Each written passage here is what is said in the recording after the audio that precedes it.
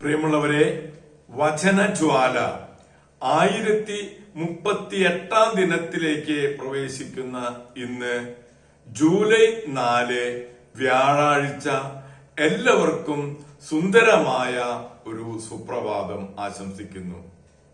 ഇന്നത്തെ വചന വായനയിൽ എസ്തേറിന്റെ പുസ്തകം 13-ാം അധ്യായം 8 മുതൽ 18 വരെയുള്ള തിരുവാക്യങ്ങളാണ് നാം ശ്രവിക്കുക.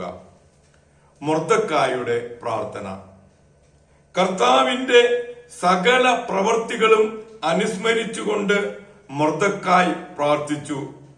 കർത്താവെ, എല്ലാ വസ്തുക്കളെയും ഭരിക്കുന്ന രാജാവായ കർത്താവെ, പ്രപഞ്ചം അങ്ങേക്ക് വിധേയമാണല്ലോ.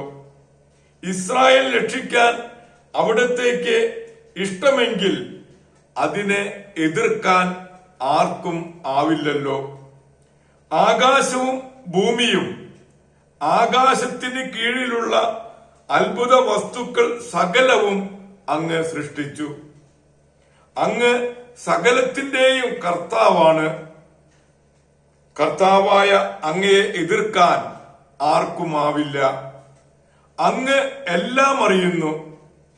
ഔദത്യം കൊണ്ടോ അഹങ്കാരം കൊണ്ടോ മഹത്താകാംക്ഷ കൊണ്ടോ അല്ല ഞാൻ അഹങ്കാരിയായ ഹാമാന്റെ മുൻപിൽ കുമ്പിടാത്തതെന്ന് അവിടുന്ന് അറിയുന്നുവല്ലോ.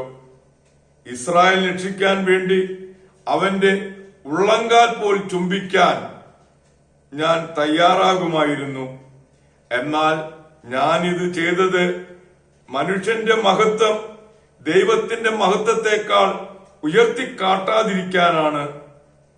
എന്റെ ദൈവമായ കർത്താവിന്റെ മുൻപിലല്ലാതെ മറ്റാരുടെയും മുൻപിൽ ഞാൻ കുമ്പിടുകയില്ല.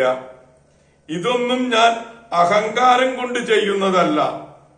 രാജാവും ദൈവവുമായ കർത്താവേ, അബ്രഹാത്തിന്റെ ദൈവമേ,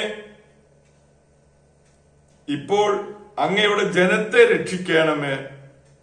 ഞങ്ങളുടെ ശത്രുക്കൾ ഞങ്ങളെ നശിപ്പിക്കാൻ കണ്ണുവെച്ചിരിക്കുന്നു. ആരംഭം മുതൽ അങ്ങേയായിരുന്ന അവകാശം നശിപ്പിക്കാൻ അവർ ആഗ്രഹിക്കുന്നു. ഈജിപ്ത് നാട്ടിൽ നിന്ന് അങ്ങേക്കായി അങ്ങ് വീണ്ടെടുത്ത അങ്ങയുടെ അവകാശത്തെ അവഗണിക്കരുതേ. എന്റെ പ്രാർത്ഥന കേൾക്കണമേ. അങ്ങയുടെ അവകാശത്തിന്മേൽ കരുണ ഉണ്ടാകണമേ. ഞങ്ങളുടെ വിലാപത്തെ ഉത്സവമാക്കി മാറ്റണമേ. കർത്താവേ, ഞങ്ങൾ ജീവിക്കുകയും അങ്ങയുടെ നാമത്തിന് സ്തുതി പാടുകയും ചെയ്യട്ടെ. അങ്ങയെ സ്തുതിക്കുന്നവരുടെ അധരങ്ങളെ നശിപ്പിക്കരുത്. എല്ലാ ഇസ്രായേൽക്കാരും അത്യുച്ചത്തിൽ കരഞ്ഞു. അവർ മരണം മുൻപിൽ കാണുകയായിരുന്നു. ദൈവത്തിന്റെ തിരുവചനമാണ് നാം ശ്രവിച്ചത്. പ്രിയമുള്ളവരെ, ആഗോള കത്തോലിക്ക സഭയിൽ ഇന്ന് മെത്രാനായ വിശുദ്ധ ഉൾറിക്കിനെ അനുസ്മരിക്കുന്ന ദിവസമാണ്. ജർമ്മൻ പ്രഭുവിന്റെ മകനായി ജനനം. ബാല്യത്തിൽ അനാരോഗ്യമായിരുന്നെങ്കിലും ജീവിതക്രമങ്ങളും മിതത്വവും ദീർഘായുഷ്മാനാക്കി. വിദ്യാഭ്യാസത്തിന് ശേഷം വൈദികനായി. 31-ാം വയസ്സിൽ മെത്രാനായി. ആത്മീയ കാര്യങ്ങൾക്കൊപ്പം ലൗകികാവകാശങ്ങൾ നേടിക്കൊടുക്കുന്നതിലും ഉത്സുകനായിരുന്നു. വളരെ നേരത്തെ തന്നെ എഴുന്നേറ്റ് കാനോന നമസ്കാരം സ്വന്തമാക്കി. പ്രാർത്ഥനകളും മരിച്ചവർക്ക് വേണ്ടിയുള്ള പ്രാർത്ഥനകൾക്കു ശേഷം പള്ളിയിൽ പോയി. എല്ലാ പ്രാർത്ഥനകൾക്കും ശേഷം ആശുപത്രിയിൽ പോയി രോഗികളെ ശുശ്രൂഷിക്കുകയും ദിനം പ്രതി 12 പേരുടെ പാദങ്ങൾ കഴുകുകയും ചെയ്തിരുന്നു.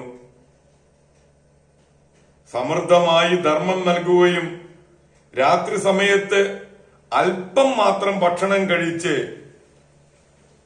ഓരോ വർഷവും രൂപത മുഴുവൻ സന്ദർശനവും നടത്തിയിരുന്നു.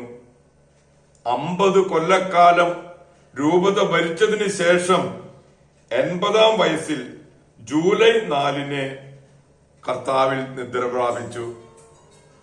ഇന്നു തന്നെ പോർച്ചുഗലിലെ വിശുദ്ധ എലിസബത്ത് രാജ്ഞിയെയും അനുസ്മരിക്കുന്ന ദിവസമാണ്.